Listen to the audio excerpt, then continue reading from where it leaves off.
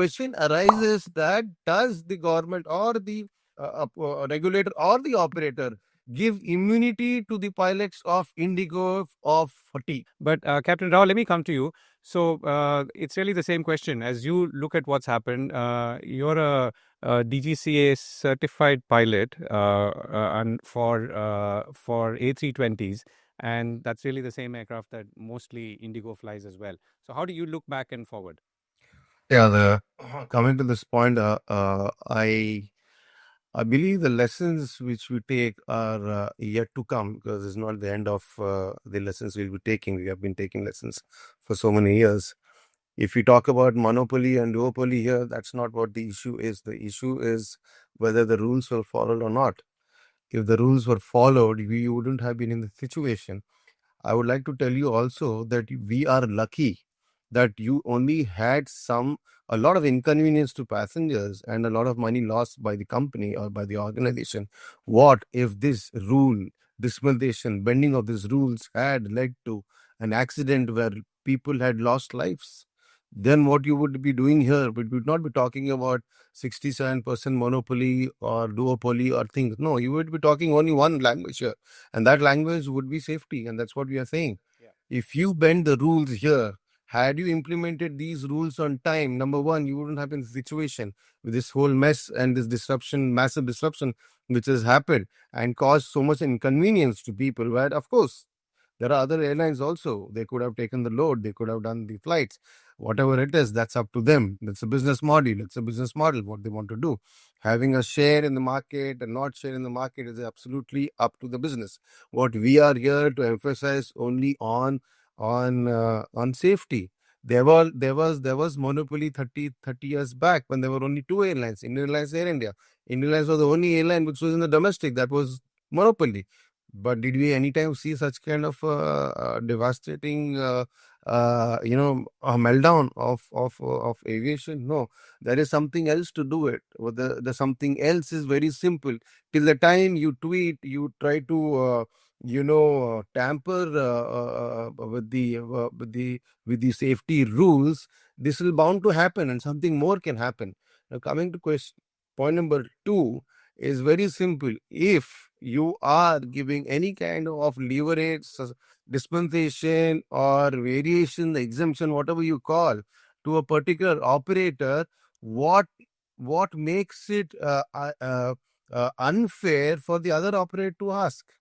Now, you might not be in such big influential level that you might ask for so many dispensation. Maybe a little dispensation. Is that little dispensation okay enough for you to play with the safeties and play with the lives of the passengers? No. So today, if you're asking whether it is small or big or a chunk of dispensation to come because of your commercial needs, a commercial interest which you have committed for your own self, it has nothing to do with passengers. You are not doing a charity thing or charity travel services where the passengers are going to get inconvenienced or they're going to not reach somewhere. It is a purely commercial interest, a commercial gain for your own organization which you have taken up. Now that you could not meet that level of expectations or the targets, where you have now gone and asked for exemptions, and that exemption is given to you, which we are saying, if during that exemption period something goes really wrong, then who is responsible? Now we are talking here, then what happens something goes wrong right now while we're talking? While we talk, we are still flying in a situation where you are taking exemption which is beyond the legal permissible regulations of rest and duty times. Right. So I'll just recap that, Captain Ron, and put a question quickly. So the earlier requirement for weekly rest hours was 36. The new FTTL, as endorsed by the courts as well, is 48, which is what Indigo should have shifted to by November 1st, the deadline, which they did not, which caused the problems. But what they've asked for is really an extension of the same 36 hours. Am I correct? No. I think the whole detail thing is gone everywhere, has its own interpretation. 48 hours is not the contention here. What Indigo has asked is an exemption on the night operations, because the night This is the consecutive night landings. no, it is the number of night landings in a given period of time. Okay, so I'll tell you very simple. They had taken a winter schedule approval. You don't just start flying and you just don't increase your operations overnight. You have to produce evidence or proof that you will be able to operate these flights with certain kind of buffers. Okay, you say I can operate 100 flights. I need to show them my operational accuracy or efficiency would be 90% plus, whatever it is. Yes, 10% I'll give you the leverage for cancellation, other things and all. Now, in the winter schedule, they have gone up by another, I don't know, I think 9% or something like that, where they've increased the schedules operations, because winter are Always basically bigger the than where the summer schedule. Yeah. yeah. So people are traveling more and stuff like that. In that operation, they had asked for exemptions. They had exemption asked by other operators as well. The FDTL car revision 2 is not exactly followed by every operator. Every operator have asked for their small exemption, which is being given to them, and they fly. The exemptions asked by Indigo was given to them at conditions which were different. They could not do with that. Now they asked for extra exemptions on that for the night operations. For example, I'll tell you, as per car FDTL car, night means night 12 o'clock to 6 o'clock. Night landings means anything you land after 12 in the night is only two landings. Now they got exemptions on that, saying that okay, if I start my flight before 12 o'clock, but I roster you to land before 12 o'clock, I'll give you four landings. But if I cross the 12 o'clock, I'm supposed to stop it at 2. But then he comes again and says, no, no, give me 2 hours more. So now I can land up to 2 o'clock, extend it. I started with my duty ending at 11 o'clock, yeah? But due to unforeseen circumstances, which is said so, because mostly can be seen also. So I will do another two landings, not stopping at the third, and I'll go to the fourth landing. So which the FDTL car clearly said that I shall not do any landings more than two when I cross 12 o'clock. Now you got an exemption to do four landings with certain conditions and all. Similar to that, it was divided in three scales. Scale for FDTL car was only one. 12 to 6 is night, and after 12, two landings. They had exemptions to it, subclauses to add to it, and so on and so forth, where their operations were met. Their demand for operations were met. And that is when these exemptions were given to them after this whole fiasco of a massive disruption. So now they're flying with that exemption. At the same time, I like to tell you that the exemptions are only given to Indigo, no other operator. The other operators are flying with their own FDTL car, which is there. So at any given point of time, the two pilots in the same country fly with two different rules, so that one operator flies with lesser fatigue, the other operator, Indigo pilot, flies with more fatigue. The question arises that does the government or the regulator or the operator give immunity to the pilots of Indigo of fatigue, that nothing will happen to their fatigue? Does your body take that as an exemption to tell your body that, okay, for next 2 months, my body is exempted from getting fatigue. I'm okay to fly with less sleep. I'm okay to fly with more operations, more landings, more night time. So does the body get dispensation is my question. Right. Okay. Okay, I'm coming for closing comments. Captain Rao, let me start with you. If I were to ask you purely now as a pilot, if we were to, let's say, adopt some of these new FDTL requirements, would Indian skies be safer, or at least would pilots be less fatigued and therefore be up to the task of taking Indian aviation to where it wants to go? Aviation will be safe till the time you follow the given particular laid down rules. All these rules were amended time to time because the fatigue risk of the fatigue management was studied upon. Only then they were implemented. Bending them or trying to find loopholes in them, like the law books, will not help except for getting you some short term gains as profits. But life cannot be substituted for the profits.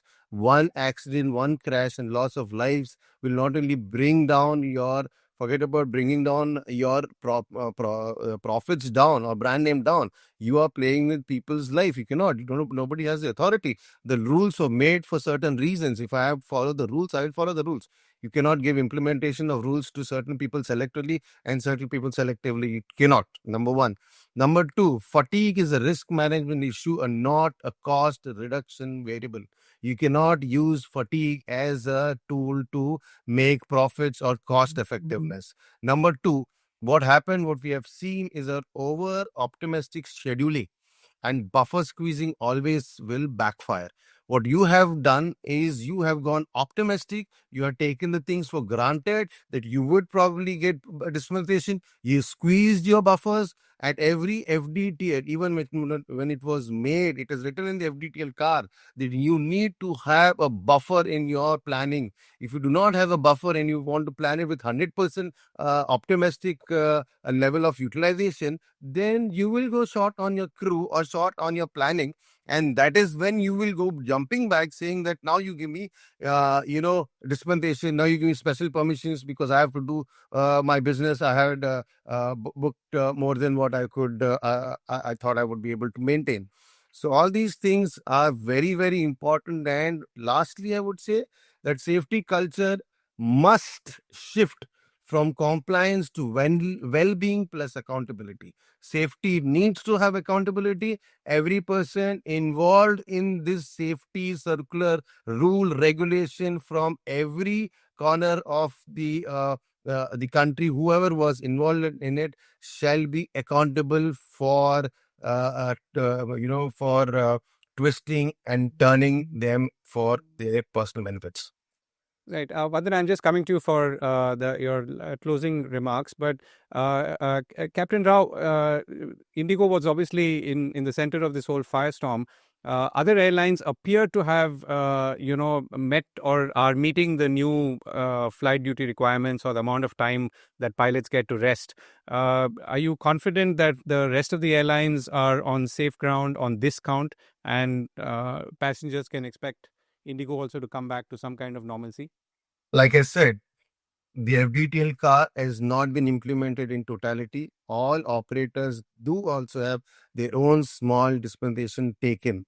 Only thing that with that dispensation, they're doing fine with their planning and with their business models. Only thing it didn't go well with Indigo, and that is why we are here. We are again saying that FDTL made by the DGCA shall be implemented without any leverage or variations in that. That's what I'm saying. If they are implemented in the totality or the spirit and the intent by which is made, safety will be held. Safety will be protected and safety can be protected because these rules and regulations have been done with extensive amount of study, research, and feedback from the person who is handling it is the pilot. They have done all these things with a lot of research, with ICAO concurrences, coordination with other organizations and all, and a proper medical research has been done. So when you see these things have been done, and these are max limits, let me tell you one thing, Govind, to come to it. If these FTTL cars does not mean that you fly or operate or do the duty to the limit. They have to be used as a maximum limit for making your plans according to your area of operation, the type of operations. It does not mean that because DGC has said use you for 12 hours, I use you for 12 hours. No, that depends upon what kind of operations you're doing. You're doing a cargo operation, you're doing longer flight operation, you're doing international operations, you're crossing 12 times once. Depends upon that, how they're doing. And depend upon your operations, your crew and your thing. And you have to do your own self-study in in your operations and implement your own scheme, which will be less than that. But they're not doing that. They're implementing this as totality. Number one. Number two, these FDTL should be treated as max limitation and not a target to be exploited. That is what is happening. It is a market target. It is like a marketing executive. You go and sell 100 cell phones, and I'll give you this thing. So when you use these rules and regulations as target to exploit your market need, is when these whole rule is no more applicable. It just goes into the dustbin. So we need to understand that these rules are made the maximum level. You cannot use these rules to your maximum level, but dispensation have been given beyond that also. That's